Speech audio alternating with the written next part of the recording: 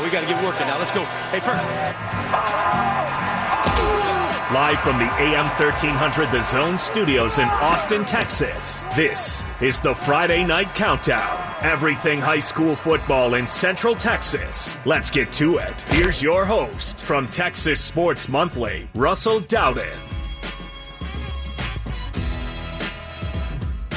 All right, welcome to the Friday Night Countdown. We are locked in for some Friday night football once again this week. Steve, how you doing? I'm doing great, man. How about yourself? Good. Looking forward to a Westlake game versus Hayes tonight. Oh, man, can't wait. Big game, big game. Yeah, there's a couple of big ones this week that are with district on the line. Yeah, I feel like every district has one big game, one solid game to look at. In 13-6A, we got Cedar Ridge at Round Rock. That's right. Georgetown is playing at Manor in 15-11A Division I. Dripping Springs at Seguin, both 4-0, district title possibly on the line, sort of. We've said that with Dripping Springs now multiple times. We were like, Dripping Springs McCallum, district on the line. Dripping Springs, LBJ. Yeah, I thought that was going to be a closer game than the LBJ but one. Seguin's been very surprising this year. Back-to-back 2-8 seasons, but in their third year under Travis Bush, really turning the corner. They're 5-2.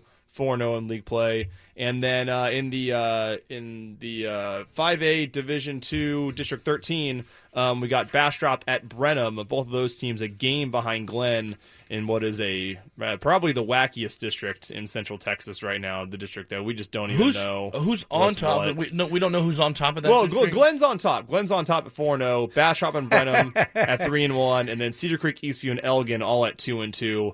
And everyone's just kind of beating everyone right now. Tough to say, what's going to happen week in, week out, and a lot of crazy games, a lot of funky games, a lot of comebacks. Well, congratulations to that Leander Glenn team in their first year as a varsity program. I didn't realize they were 4-0 in district play. Yeah, they were definitely helped by the 5A split. 5A traditionally didn't get split up until the playoffs. They changed it this year the way it split in the preseason.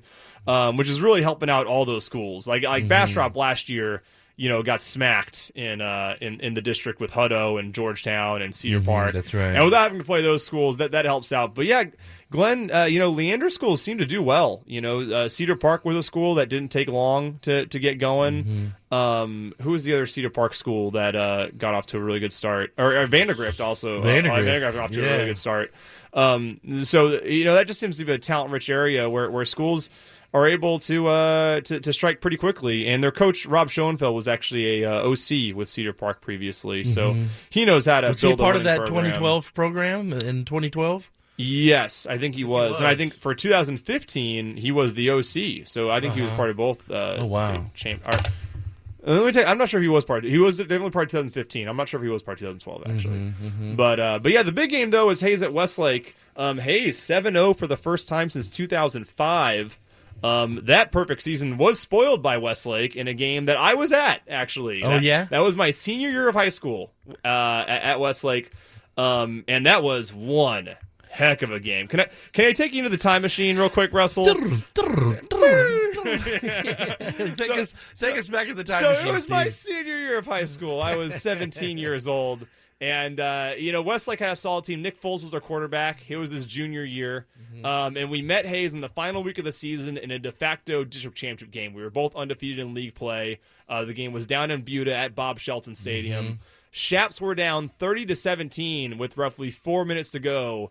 And we go touchdown, onside kick, touchdown to win the game. Nick Foles throwing back-to-back touchdoon passes. Both touchdown passes in the final 3 minutes. Just an insane game. So what was the final score in that 31-30. Oh, my 31-30. And I have a DVD of this game. I actually have a DVD. I watched it last year. I was going to watch it this week, but I just was too busy. Didn't have time to do it. But before I went to my first game of the season, I actually spent the day watching this game. And it was a classic. It's one, I've been to a lot of great games, Russell, and this is one of the greatest games I've ever been to. So to see Hayes and Westlake having the meaning it does again, is pretty awesome. Pretty awesome to see. I'd like to think that this would be a close game, but I mean, Westlake is just beat up on everybody they played. Yeah, in league play, their defense has just been stifling. They've yet to allow 4 yards per carry in a single game all season. Okay, they're allowing just 69.3 rushing yards per game. The most they've given up was 158 to Del Valle, and that was on 47 carries. The most total yards they've given up is 227. It's the most total yards they've given up in a single game. I bet that their rushing defense has less yards than the total defense that they've given up in the total offense in the game, that 227. I'd like to know, do you have that stat, what their rushing defense is for the season? Yeah, it's 69.3 rushing yards per game. That's what they're giving up per games. And then 166 on the season for total yards, 3.1 yards per play. But Hayes runs the ball really well. But that's the thing; they haven't faced a defensive line like Westlake this year. I mean, we saw that against Lake Travis. Yeah, we saw what they did to the Cavs. You don't do that to no one does that to the Cavs. Allen didn't even do that to the Cavs in the state championship game last year. I was talking to Trey Dolezal, an attorney that's out there from Westlake. Trey himself played there for Westlake in '83. Okay. And I was talking with Trey yesterday, and just as in case he's listening, but he said that, that game against Lake Travis, there was really two fluke plays. It was. That, those two touchdowns that they got were... Yeah, it was a kick return and a flea flicker. Yeah. You know what I mean? Like, when Lake Travis tried running their basic stuff against Westlake, the Chaps really didn't give up anything. At all, and it was really the quarter. They were getting some yards early in the second half on some of the quarterback run game. They're actually running a funny formation where they had 6 linemen on the field. Like, they had a tight end who was actually a lineman, and they're just running quarterback draws with Hudson Card. But then Card fumbled, and so that didn't work out. But this is a great game. I mean, Hayes, they're in that old slot T with Les Goad. And Les Goad is just one heck of a coach. What he's been able to do with the Rebels this year. I mean, he was at Geronimo Navarro for 11 seasons, won 5 district titles, all-time winningest coach in Panther history, and he's brought some pride back to this Hayes program. Their stats are a little incomplete, but they're just going to run that ball. They're going to run that ball. You'll see Xavier Green, you'll see Sam Scott, you'll see Noah Nash Danford, Martin Schumacher, Quayshawn Crupper, and Devin Hayes. The quarterback is Xavier Martin. He's a run threat, of course, as always in these kind of offenses, but he'll throw it on occasion. He's been pretty successful through the year. He's only attempted 47 passes, but he's completed 30 of them for 467 yards and 2 touchdowns. And again, Les Goad run that slot T. Again, this guy, he learned it from Bruce Bush at Gregory Portland way back in the day. I think I said this on a previous show, but he was the guy who installed it at Liberty Hill way back in the day under Jerry Vance. He was Jerry Vance's offensive coordinator that helped put that offense in place. And it's kind of one of those deals where it's like you can hire one of Gary Patterson's defensive assistants and try to run his 4-2-5 defense, but if you don't have Gary Patterson, it's not gonna work the same. Not without Gary. Yeah. Well, that coaching staff that Coach Goad has been, those were guys, some of his old guys, right? Yeah, he was able to bring quite a few of the guys over from Navarro, and then a few of them are just guys that he kept on board at Hayes, and they're just doing a great job. And it's great to see this game just be a big one again. They actually split apart from Westlake after that 2005 season and didn't play a district game again until 2014. Unfortunately, Hayes was just not the same program at that point. Westlake has won the last 4 matchups by an average score of 45-12. The game got a little closer last year, is 34-24 last season. So we'll see what Hayes has. I mean, Hayes is 7-0, but you also have to take into account that 3 of those wins were just total nail-biters. I mean, games that went down to the final second. They beat Dripping Springs on a blocked extra point right before the regulation. They beat Bowie by a yard. Stretch. They beat Austin High on a missed 2-point conversion. And under the idea that it's a game of inches, Hayes could be 4-3 I don't want to take I don't like doing that. But I just think that's the truth. It's just something you have to be honest about. And that was against a Bowie team that got destroyed by. Yeah, they've had a lot of injuries. Westlake. Yeah, they're banged up. Well, they haven't played Westlake yet. Yeah, but they got destroyed by Travis. Lake Travis was destroyed them out there. Hayes defensively is giving up 22.4 points per game. Senior defensive back Jaden Bielazowski had the big stop against Bowie, and Alex Harks had the block kick versus Dripping Springs. Can you say that last name again? Harks? No, Bielazowski. I don't know, man. I don't even know, dude. Don't even. That's all right. Some of these last names. I'm glad I have a basic last name, Steven Ryan. Although I wish my middle name was cooler. You know my middle name? What's that? Michael. His 3 first names. It's my dad's name, so I guess that's cool. But well, 2 of them are saints.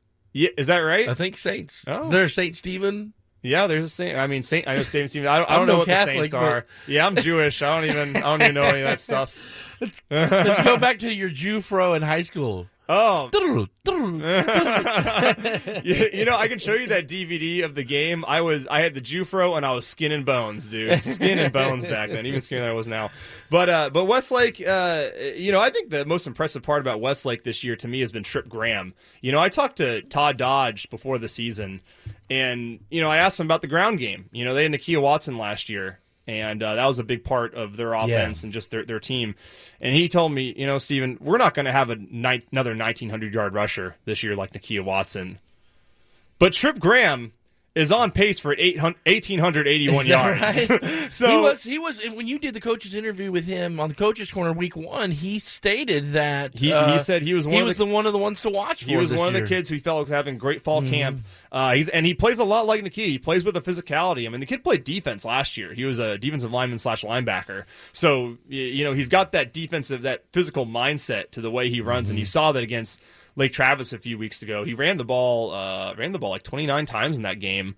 And he only picked up 70-something yards, but just you could tell he was just wearing on the defense. He's the kind of guy, he doesn't even have to gain a lot of yards. Like just the way he brings it, is going to wear down a defense as the game goes on. But he has 878 yards and 8 touchdowns so far on the season, and it's been big for them. It's allowed them to not put too much pressure on Taylor Anderson's arm, and it allows Taylor Anderson to get big yards in the ground game. I mean, he rushed for 160 yards against Lake Travis. He had 2 touchdown runs, a 60-yarder and a 29-yarder, and a big part of that was because Lake Travis was keying so much on Trip Graham late in the game, because that's what they had been seeing so much already of. What do you think Trip will run for tonight against Hayes' defense? Ooh, I think he could have a big game, man. I think I'll put him at 186.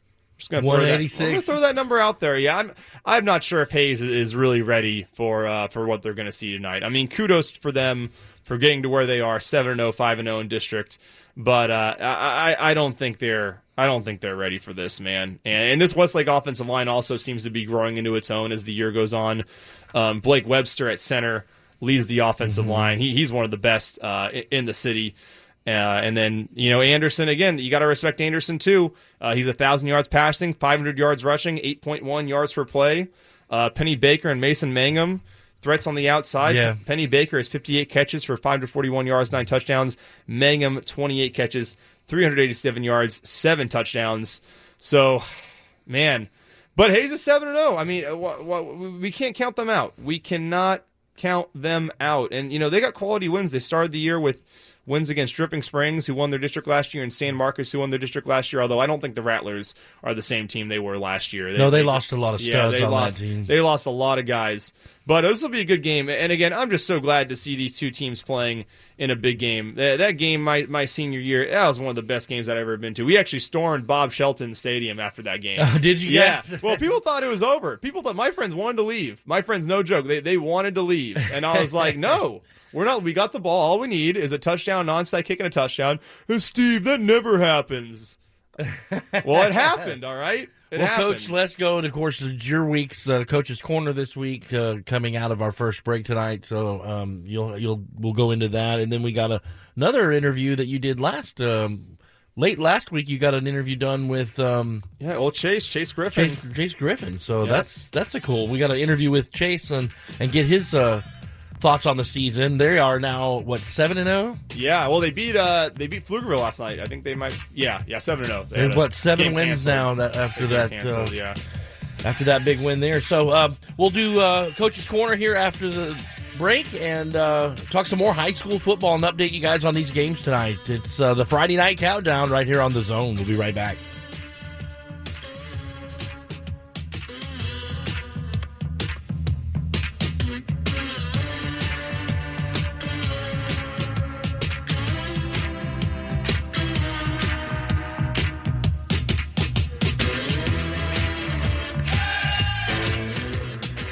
Start living rough in Rough Hollow, voted Austin's best master planned community 2 years in a row. Rough Hollow stretches along the Lake Travis shoreline and offers residents award-winning amenities, including access to a prestigious yacht club and marina, featuring 22 unique neighborhoods and semi-custom and custom homes starting in the 300s. Rough Hollow makes it easy to find the home of your dreams in a lakeside community. Discover the rough life at roughhollowlakeway.com. The Friday Night Countdown is sponsored by Absolute Propane, offering cylinder filling station, propane cylinder transportation, storage, and use. Absolute honesty, absolute integrity, absolute passion, Absolute Propane, and all that we do. That's Absolute Propane. Visit online at absolutepropane.com. Go Roberts Power Wash is a proud sponsor of Texas high school football, specializing in residential driveways, walkways, solar panels, pools, cars, boats, fences, gutters, and grills. Commercially, Go Roberts Power Wash also supports parking lots, sidewalks, patios, fences, roof gutters, marinas, boats, cars, and more. Visit online at GoRobertsPowerWash.com. That's GoRobertsPowerWash.com. Jason's Deli Westlake welcomes you every day at 3300 Bee Caves Road. It serves bigger choices of better food for all 4 seasons: winter, spring, summer, and football. Feeding school spirit, it's a family thing. Visit jasonsdeli.com. Someday, you'll be chatting around a large granite island. Someday, you'll have that home with an open floor plan and an outdoor fireplace. Someday. Wait, why can't someday be today? At Drees Custom Homes, our sales event is here. Homes in the Austin area from $400,000 to $1 million. Visit DreesHomes.com. The Coach's Corner. Gonna learn today. Sponsored by Texas Sports Monthly. Hey y'all, this is Stephen Ryan. This week I got Les Goad of Hayes. Coach, your first year at Hayes has gone off to a great start. You opened the season with wins against San Marcos and Dripping Springs, who both won district championships last year, and with tight victories against league mates Bowie and Austin High. Y'all sit 7-0 going into the big game against Westlake. Why do you think the transition to your head coaching scheme and style has gone so well thus far? Well, I just got to give a tribute to the hard work of the kids. They've really bought into what we're trying to do and have worked real hard. We have a big senior class that's just has some quality individuals and good leadership there. I think one of the other factors, I was able to bring a lot of strong coaches with me that have been with me for several years, and so we're all familiar with each other, and they do a great job of teaching. But other than that, we just feel real fortunate to have been able to get by some of the teams that we played. We had 3 nail biters, so to be undefeated right now, we feel very fortunate. As it has at previous stops, your slot T offense is churning out a ton of rushing yards without throwing too many passes. But y'all haven't played a defense like Westlake yet. How much more difficult will it be to run the ball against a front 7 like the one Westlake has? And how do you feel about that matchup in general? Well, we know that they're a very physical team up front. They haven't given up very many points this year, so we know we've got our work cut out for us. Thank goodness it was a later in the season matchup, so that maybe we've been able to develop some of the other phases of our game, but only time will tell on that. But we know it's going to be a huge challenge. We are going to have to win some battles in the trenches, but we may have to mix some things up a little bit more than what we've been used to. We have great respect for Westlake, and their defense is second to none. Coach, that's all we got. Thanks for coming on, and good luck on Friday. The Coach's Corner, sponsored by Texas Sports Monthly. Let's get back to the AM 1300 The Zone Studios and your host, Russell Dowden. All right, nice job with head coach Les Goad of Hayes. And you had a stat you wanted to mention before the break. One more fun fact. Back to the time machine. So we talked about how Westlake beat Hayes in 2005. In 2003, though, was the last time Hayes beat Westlake, and that snapped Westlake's what was then a state record 71-game district win streak. Westlake did not lose a league game from 1990 to 2003. And that win by Hayes snapped what was then the state record. That has since been passed by Aledo, actually. Aledo passed that record last year. But, gosh, that goes back to Ebby Neptune era. Yeah, well... Yeah, I mean, he was the AD. Derek Long was the head coach that year. 1990? Oh, 1990. Oh, yeah. Yeah, that was way back when. Right, yeah, 1990. Well, no, Schroeder was head coach in 90, was he? Maybe he was. I could be wrong. We started. My dad used to do the Westlake football history book with Bill Martin then, and every year the school had a history book that they would do, and it would research all of the. Oh wow! Yeah, that's awesome. That was cool stuff back. That was in the '90s, early '90s. Hey, let me know about that. I love my sports history. You need to get your hands on one of my dad's old books. I am such a sports history nerd that when I went down to Harlingen, I read a book called Border Ball, which is the entire history of Rio Grande Valley High School football. 480 pages of Rio Grande Valley High School football, man. They've had some championships down there. The last state 4A, 3A. The last state title was like 1960, and it was Donna. Oh wow! And then San Benito went to a state title in '62. No, we'll get to Valley team when we get to Valley Week in the playoffs. I'll have a whole long thing about Rio Grande Valley football, and that's just so weird. You and I lived down there, that is very random. We were both in media. But did you know media down there? Did you know Greg Selber down there? Because he was the one that wrote Border Ball. He was a writer for the Star back in the 90s. Really? He's a professor at UTRGV now. Oh wow! He wrote that book, and if you care about Rio Grande Valley High School, see, I read it because I feel like it's important to have historical perspective of anything you're talking about, really in anything, not just sports, but anything. And so I figured reading this book would help me be a good writer in the Rio Grande Valley. But anyways, we got some other big games to talk about. Let's get to that. Yeah, let's get to the Bastrop Brenhams tonight. Yes, that is in the Wild and Wacky Class 5A District 13 Division 2.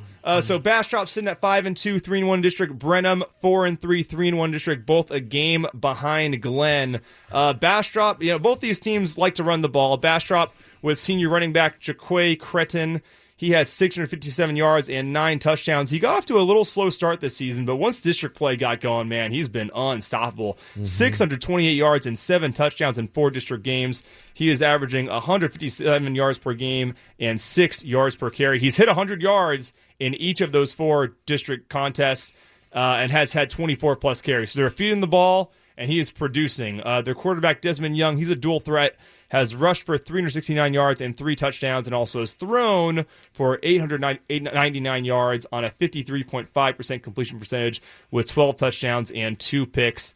Defensively, they got a junior outside linebacker named Tyron Smith, a 6'1", 180-pound guy who with 42 tackles, 7 tackles for a loss, 1 sack. Their biggest havoc maker, though, is senior defensive end Simeon Thompson. He has 12 tackles for a loss, 3 sacks, 33 tackles.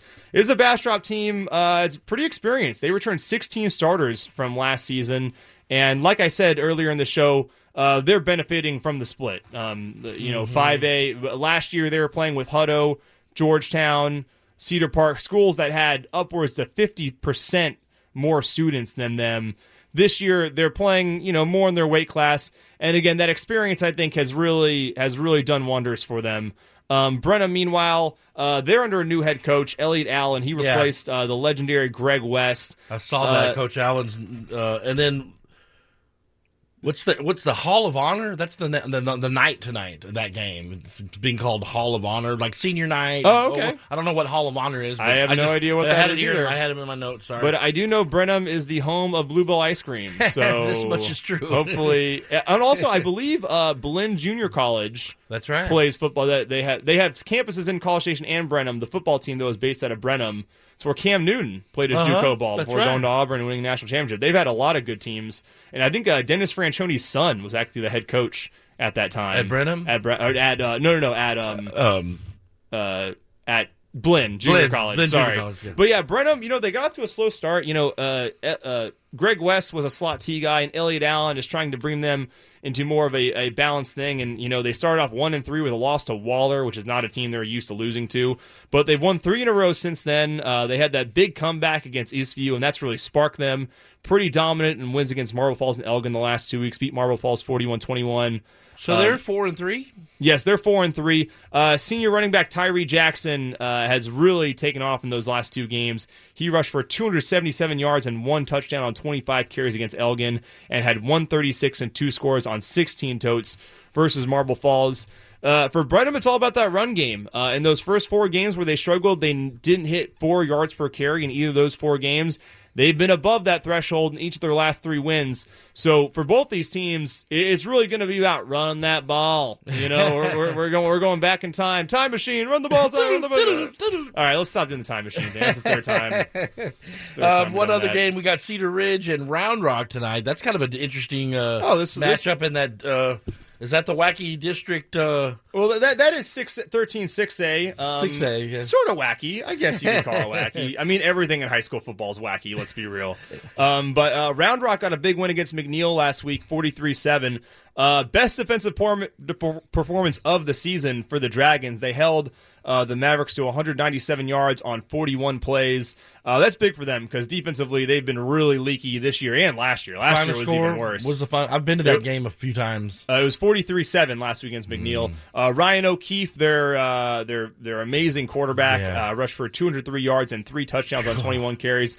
And they've been doing this thing. I brought this up where they bring in sophomore Seth Ford as a situational quarterback, and it's really working for him. Seth Ford was 7 of 9 for 51 yards in that game, and who's really benefiting from that is Colin Sullivan. He had 4 catches for 66 yards in that contest. Now, Sullivan, he's a junior. He's the guy that's getting a lot of recruiting attention, but really just isn't putting up numbers because Round Rock just isn't really a throwing team.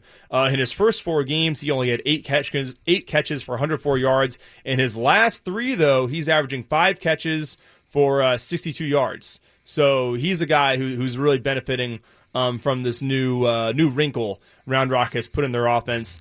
Cedar Ridge won this game last year, 48-28. They won 51-43 the year before that. Now, Cedar Ridge is a team, defensively, they're giving up 22.3 points per game. They got an edge rusher, aptly named Edgerin Dillard Williams, with 49 tackles, 13 tackles for a loss, 7 sacks, and 10 quarterback hurries. He's a Texas State commit. He was the one returning starter on that defense. That was one of the best defenses in all of Austin last year, and I think now the rest of the defense is really catching up to Edge. But early in the season it was like they had him, but everyone else was still kind of learning their roles. Now that we're into week 9, you can see when you watch the Raiders play, they're just a lot more comfortable at their other spots. Sophomore linebacker Brett Hargrove has 42 tackles and 3 tackles for a loss, and senior outside linebacker Ryan Canfield has 48 tackles, 4 tackles for a loss, and had a scoop and score touchdown versus Vista Ridge last week. Cedar Ridge had that big win against Hendrickson 2 weeks ago, won 28-21. They led that game 28-7. Going into the fourth quarter, Deuce Vaughn had 14 carries for 127 yards and 1 touchdown in the game. And Jalen Ellis, 10 grabs for 225 yards and 2 touchdowns. And I didn't see this game, but apparently he had this amazing catch in the second quarter. It was on 4th down, back corner of the end zone, draped by the defense, and just one of those make a play, son, type plays.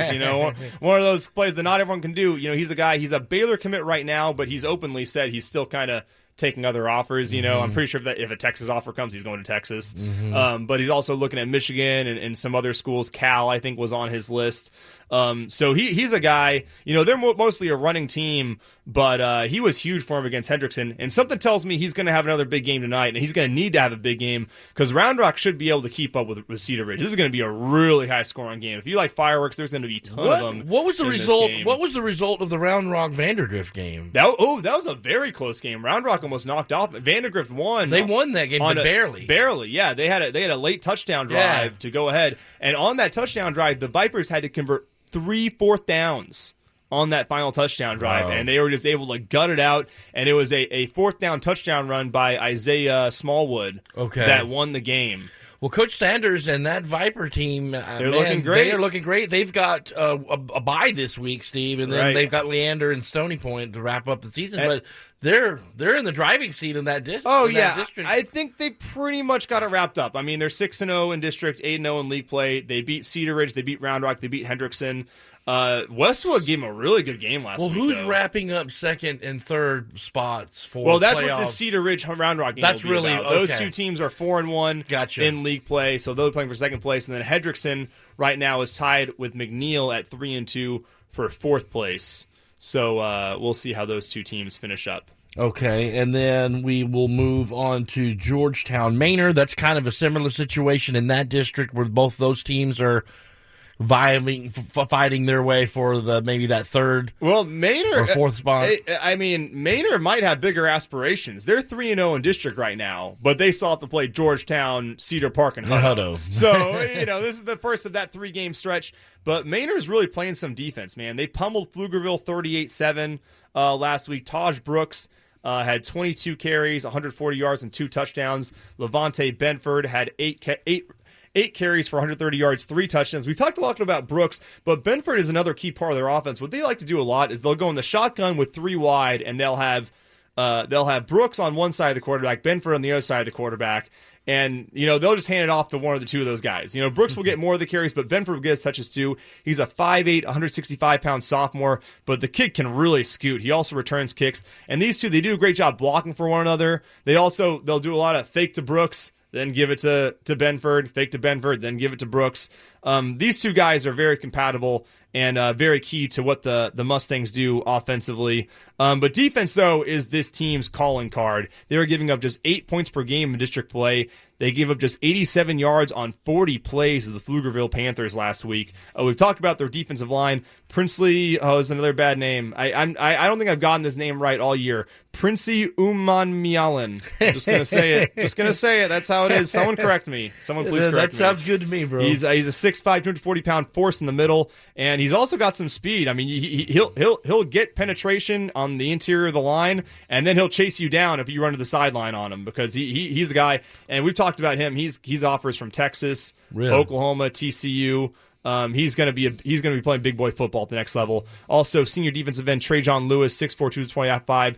But one guy I haven't brought up is in the secondary. Jeremy Langston is a senior safety transferred in from Lubbock Monterey this offseason. He was a first-team all-district performer up in the 806 last season, had 7 interceptions for Lubbock Monterey. He stands 6'1", 175. He has 3 picks this year. Nice. A forced fumble, a great tackler, and he had a pick 6 of Grant Gunnell in the St. Pius game earlier this year. St. Pius, one of the private schools. Gunnell last week set the all-time record for passing yardage in Texas high school football. He's an Arizona commit who's been starting since his freshman year.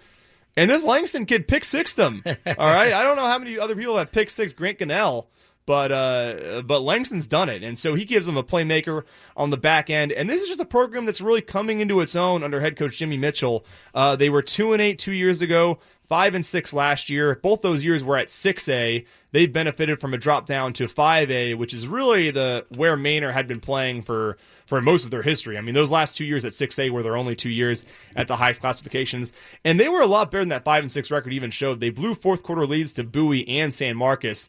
They could have won that district if they hold on to both of those wins, because those are the two teams that basically competed for the district championship last year. Jimmy Mitchell is a longtime head coach. He was at Beeville before he was at Manor. The overall record at Beeville looks pretty bad. It was 7-24, but he was 0-10 in that first season and then got into the playoffs in their third and his final year there before moving on to Manor. And before there, he was 91-36 at 11 seasons at Sinton and Sealy. He twice took Sinton to the state quarterfinals or regional finals, whatever you want to call them. Same thing. Guy has a big defensive background. His brother is actually a defensive coordinator. They're about that 4-2-5, which I think in the spread era of the spread, 4-2-5 is the way to go. Mm-hmm. I kind of think it's that we even talk about 4-3 and 3-4 defenses. Because, I'm pretty sure everyone's running, 5 defensive backs on the majority of plays. I like seeing the 5 DBs back there, though. Well, you have good. to. You got to if you're not, these kids. If you're not, the terminology is just silly. I mean, we should call it 3 defensive linemen or 4 defensive linemen, not 4-3-3-4. No one's really running.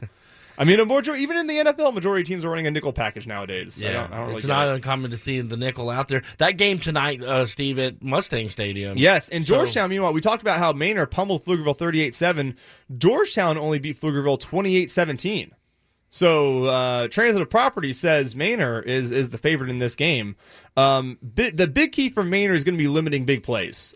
Georgetown sounds like their defense is tough. Yeah, they got a great defense, but if they give up a few big plays, that might give Georgetown what they need, and that's what the Eagles like to do. Their wide receiver Noah Drum is their big play guy. He has 47 catches for 502 yards and 6 touchdowns on the year. He got injured on the first play of last week's game, so I do not know what his status is for tonight. But he got hurt. And it didn't really matter because Dylan Cahill came in and had 7 catches for 144 yards and 1 touchdown. He's got 31 grabs for 418 yards and 4 touchdowns on the season. So that's going to be the key for Manor. I think if they can keep those big plays and keep the kind of like how we talked about Lake Travis, you know how they had those 2 fluky touchdowns, but when they were just playing them straight up and trying to play them honest, they didn't really get anything. I think Manor is going to do a fine job at limiting Georgetown when they're trying to play him honest. But I think the Eagles, they're going to have some trick plays. They're going to be going deep quite a bit in this game, and that's where Manor has to shut that down. And they're 4-3. Both teams are 4-3. Georgetown 1-2 in district play. Manor 3-0 in district play. But that's very much a product of schedules.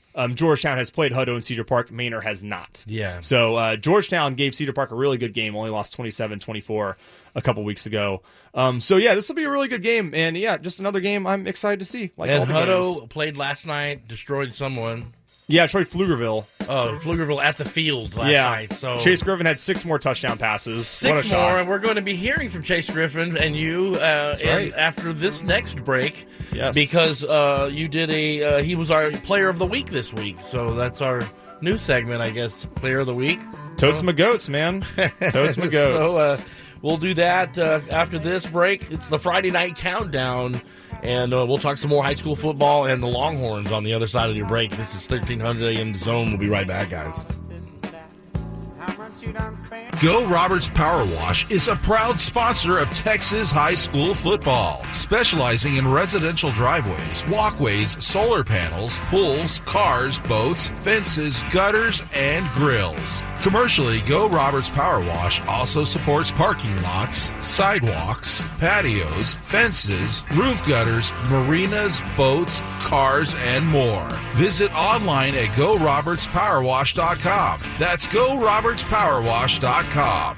Jason's Deli Westlake welcomes you every day at 3300 Bee Caves Road. It serves bigger choices of better food for all 4 seasons: winter, spring, summer, and football. Feeding school spirit, it's a family thing. Visit jasonsdeli.com. Someday, you'll be chatting around a large granite island. Someday, you'll have that home with an open floor plan and an outdoor fireplace. Someday. Wait, why can't someday be today? At Drees Custom Homes, our sales event is here. Homes in the Austin area from $400,000 to $1 million. Visit DreesHomes.com. The Friday Night Countdown is sponsored by Dirty Martin's Comeback Burgers on the Drag. Serving up great tasting burgers, fries, and shakes on the 40 acres since 1926. Come on by Saturdays for the game and check out our cold draft beers on tap and the selection from the full bar. If you bleed orange on Saturdays, bring the family on down to Dirty Martin's for a comeback burger and enjoy some hot onion rings or a frosty milkshake. That's Dirty Martin's on Guadalupe. A Longhorn tradition since 1926.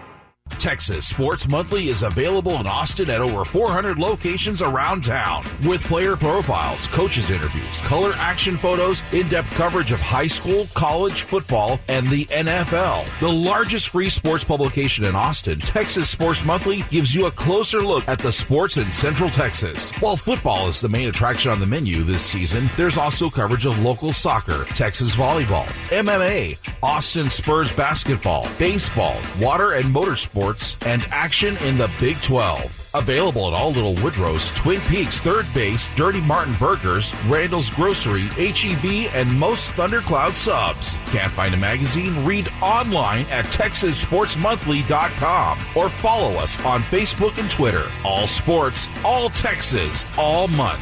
That's Texas Sports Monthly. Austin Orthopedics and Sports Medicine is proud to support Central Texas high school football. Dr. Kelso is a board-certified orthopedic surgeon who specializes in arthroscopic surgery, knees, and shoulders. He will keep you active and in the game. Book your appointment today. Call 512-339-0440.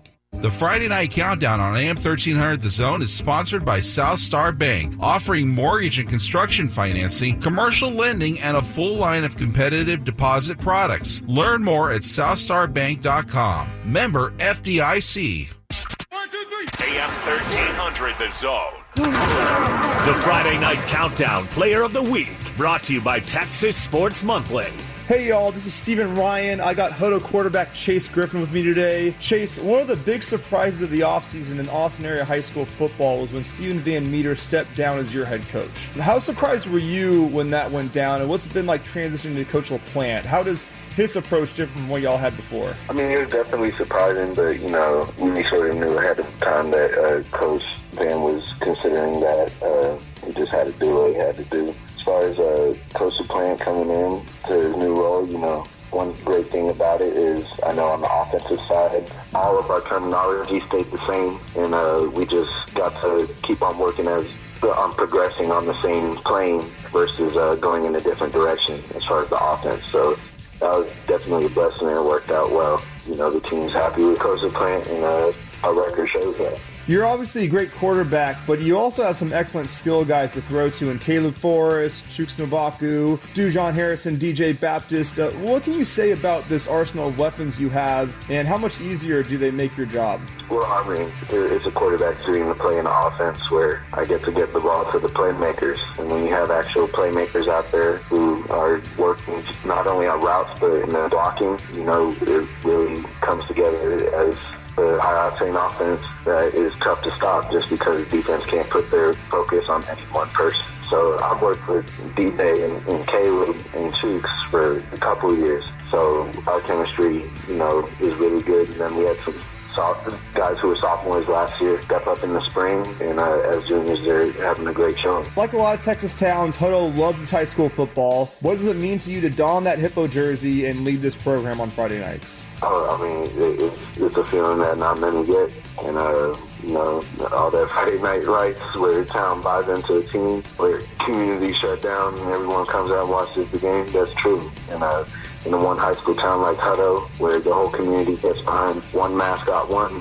name, it's a blessing to have the opportunity, especially in Central Texas, because not a lot of high schools get that chance. Chase, good luck on Friday against Cedar Park and just the rest of the way. The Friday Night Countdown Player of the Week, brought to you by Texas Sports Monthly. Let's get back to the AM 1300 The Zone Studios and your host, Russell Dowden. All right, back to the Friday Night Countdown. That's good stuff there with Chase, man. Thank you. Yeah, Chase is an interesting kid. He has a lot of other interests outside of football, and I really like that. He's got that interview, his expanded version of it is in Texas Sports Monthly coming out next week. And we were just talking about the last question. Pick up your Texas Sports Monthly if you want to see me and Chase Griffin talk about the global water crisis. Yeah, it's real. There's a segment on water conservation at the end. Apparently, when he was younger, he wanted to study, what was it? He wanted to study like biological engineering or something like that, and he wanted to come up with a foam that would desalinate water and turn the Gulf of Mexico into an aquifer. Because really, I watched a Netflix thing on the global. I'm freaked out now too, especially with what's going on in Austin right now. Yeah, with the water, we really are running out of water.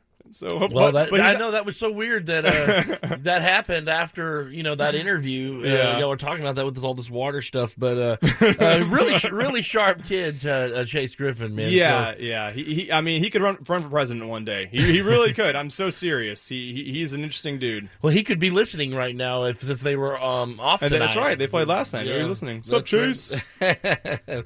So they are now 8-0 in Hutto. And they are looking. They got some state championship hopes. That team, they are really something. They made Cedar Park look like nothing. I know week. that was. We talked so much about that game. We talked so much about that game last week, and it was like Cedar Park's not just going to lay down. This game's not just going to be a blowout. It was 41-14 at the half. It was over by the time we showed up. When we got there, it was 20. I saw 1-0. I saw a DJ Baptist touchdown right as I was walking, and that made it 35-14. And just nothing. I mean, it was a soggy game. Chase is a special kid, man. He's a special kid, and he scored. I mean, they ended up 65. Yeah, 65-21. 65-21. What was the last time Cedar Park lost by that much? Has it ever happened? I don't know if it's ever happened. I don't know. That article on TexasSportsMonthly.com today, this week, Let's talk about one last game. We got one more game, high school, that we need to talk about. Dripping Springs at Seguin. This is District 5A, 12, District 5A, 12, Division 1. The Tigers, actually, we did briefly talk about this game at the very start. We didn't really get into it. Dripping Springs, they got a lot of offense, averaging 47.4 points per game. Their lowest point total of the season is 34. So they're going to score. Oh, wow. They score on everyone. Zimmerman just did Galen Zimmerman, their head coach, has done a fantastic job here. They were 8-22 in the 3 years before he took over as head coach. 34-9 since, looking for the third straight district title, which would be the first time in school history they've done that.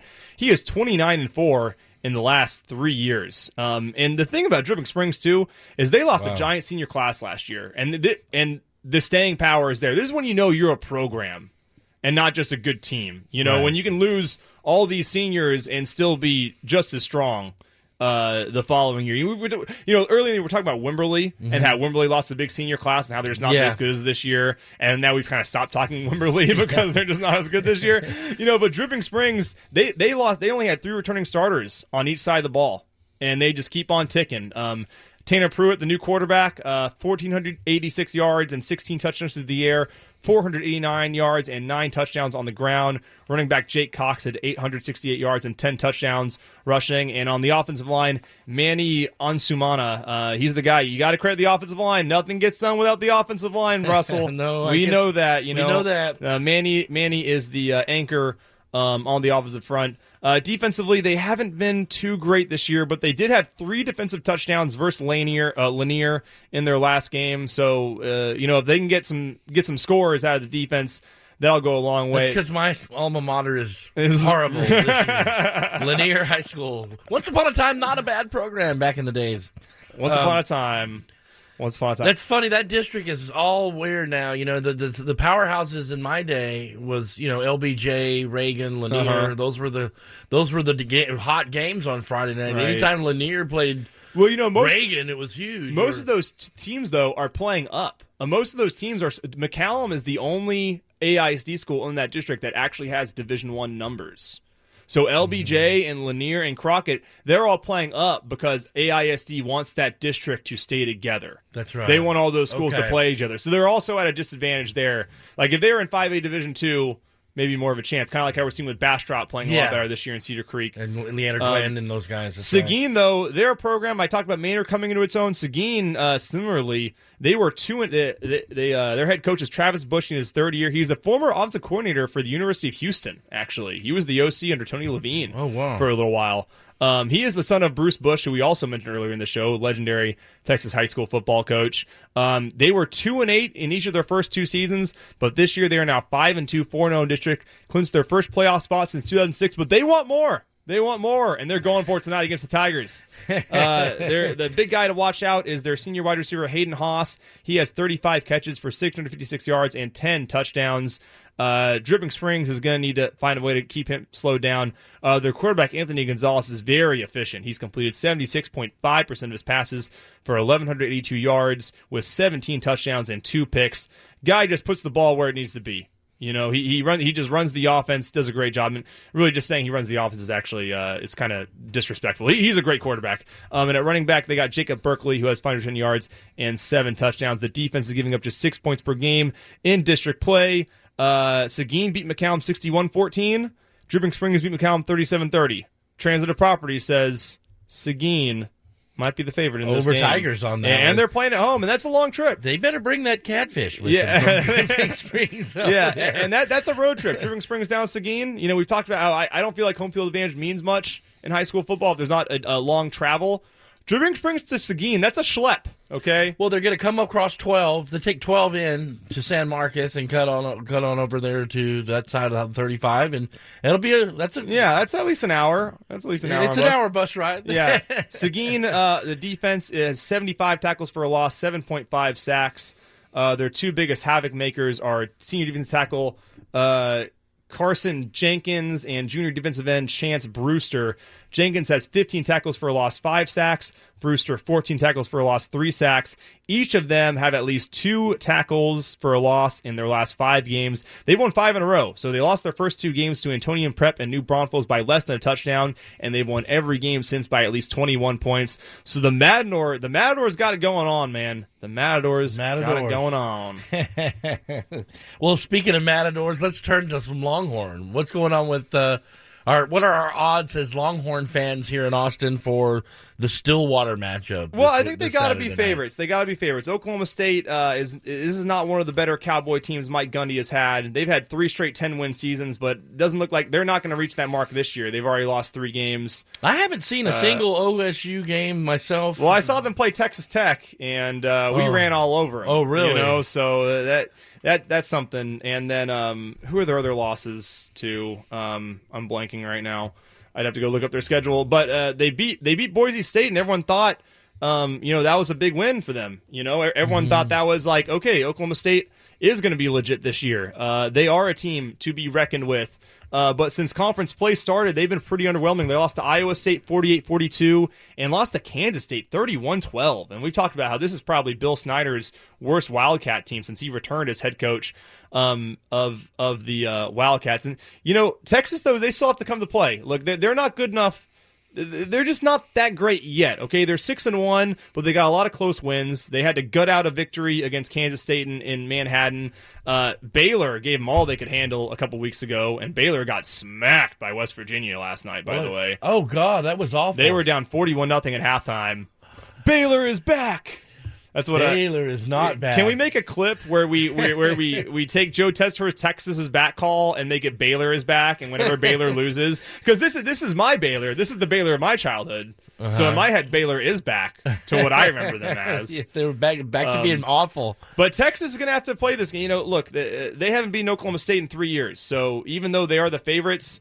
They shouldn't be that heavy of favorites. I don't know what's the spread on Texas for this one. It's not much. It was 3? It was single digits. Oh, yeah, it was single. It's not much. And I got a funny feeling. I'm gonna make a weird prediction. I got a funny feeling this might be Mike Gundy's last season in Stillwater.